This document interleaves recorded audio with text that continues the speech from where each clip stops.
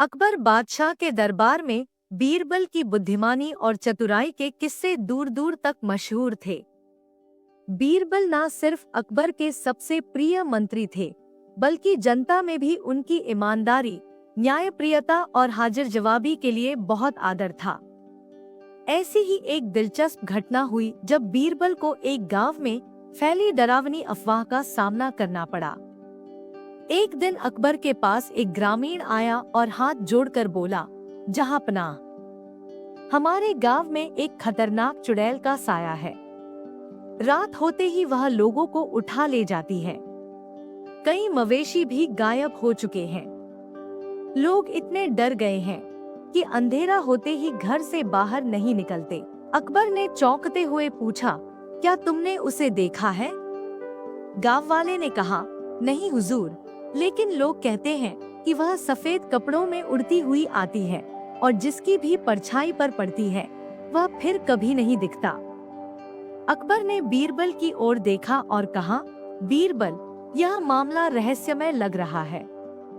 मुझे यकीन है कि इसमें कोई चाल या साजिश है। तुम जाकर पता लगाओ कि असल बात क्या है। बीरबल ने मुस्कुराते हुए कहा, हुजूर, आपकी आज्ञा सर आंखों पर। बीरबल साधारण वेशभूषा में गांव पहुंचे और बिना किसी को बताए वहां के हालात जानने लगे। उन्होंने गांव वालों से बात की।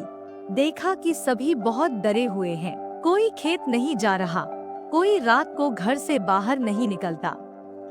गांव के पास एक पुराना बाग था जहां से अजीब अजीब आवाजें रात को आती थी।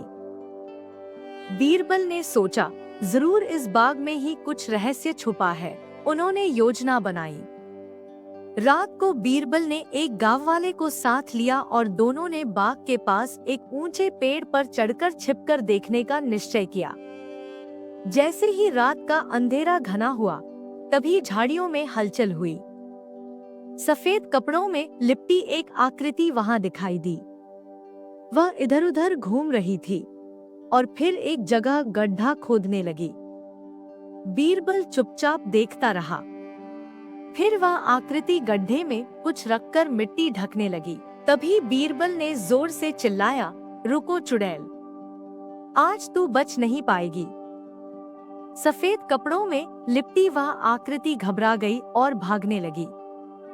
बीरबल और गांव वाले ने उसका पीछा किया और अंततः उसे पकड़ लिया।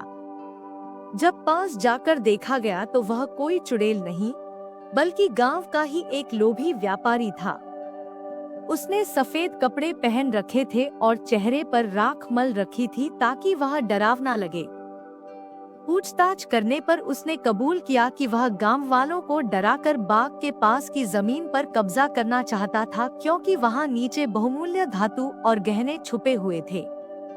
उसने अफवाह फैलाई, जानवरों को चुराया और गड्ढा खोदकर खजाना निकालने की योजना बना ली थी। वह चाहता था कि लोग डर के मारे बाग में न जाएं और वह चुपचाप वहां खुदाई करता रहे। अगले दिन बीरबल उस व्यापारी को पकड़कर अकबर के दरबार में ले आए। अकबर ने सारा हाल सुना और मुस्कुराते हुए कहा, बीरबल, तुमने फिर से साबित कर दिया कि डर और अंधविश्वास पर केवल बुद्धि की रोशनी से ही विजय पाई जा सकती है। अकबर ने उस व्यापारी को कड़ी सजा दी और वह खजाना गांव के विकास के लिए दान कर दिया गया। गांव के लोग बीरबल के बहुत आभारी हुए और उन्होंने उसका खूब स्वागत किया। इस कहानी से हमें यह सीखने को मिलता है कि डर, अंधविश्वास और अफवाहें अक्सर किसी स्वार्थी व्यक्ति के हथियार बन जाते हैं। बीरबल की तरह यदि हम भी सूझबूझ और विवेक से काम लें, तो किसी भी रहस्य या भय का समाधान निकाला जा सकता है।